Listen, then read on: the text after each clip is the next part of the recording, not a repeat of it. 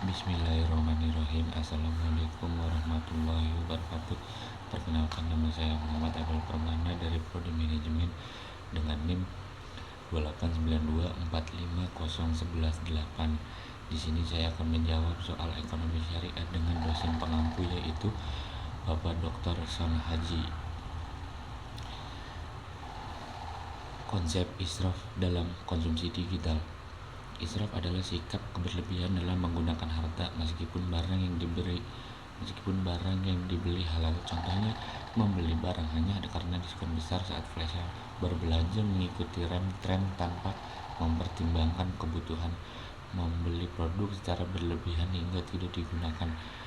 2. Konsep tabzir.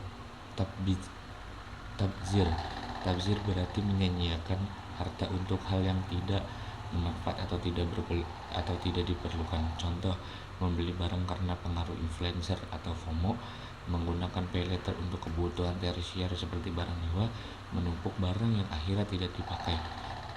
Tabzir lebih berat dibanding israf karena harta digunakan pada hal yang sia-sia. Dalam ekonomi Islam, harta dipandang sebagai amanah dari Allah, sehingga penggunaannya harus membawa manfaat. 3. Konsep qanaah. Qanaah adalah sikap merasa cukup dan bersyukur terhadap apa yang dimiliki. Sikap qanaah dapat menjadi solusi terhadap budaya konsumtif digital karena mendorong pengendalian nafsu konsumsi, membantu seseorang membedakan kebutuhan dan keinginan, membentuk pola hidup sederhana dan produktif. 4. Hukum penggunaan paylater dalam Islam. Penggunaan fasilitas paylater dalam Islam bergantung pada akad dan mekanismenya. A. Paylater yang mengandung bunga. Jika paylater menerapkan bunga, denda keterlambatan, dan tambahan pembayaran karena penundaan waktu, maka praktik tersebut termasuk riba sehingga tidak dibenarkan oleh Islam.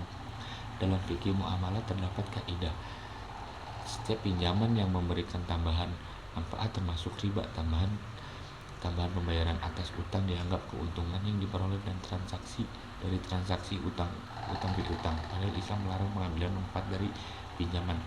B. Paylater yang sesuai syariah. Paylater dapat dibenarkan apabila menggunakan akad syariah yang jelas, tidak mengandung riba, tidak ada bunganya maupun penalti yang bersifat mengambil keuntungan. Transparan dalam biaya digunakan untuk kebutuhan yang halal dan wajar. Contohnya, menggunakan akad murabahah atau jual beli dengan margin yang disepakati, atau qard, pinjaman tanpa tambahan bunga. Nomor 5. Yang kelima, tinjauan fikih muamalah. Dalam fikih muamalah terdapat beberapa prinsip penting. 1. Pada dasarnya muamalah itu boleh selama tidak ada unsur haram. 2. Transaksi harus bebas dari riba, gharar atau tidak kejelasan, maisir atau spekulasi atau judi, dan kezaliman.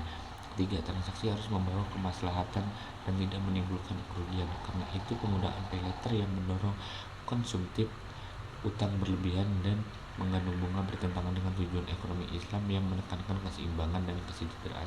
Sekian dari saya. Wassalamualaikum warahmatullahi wabarakatuh.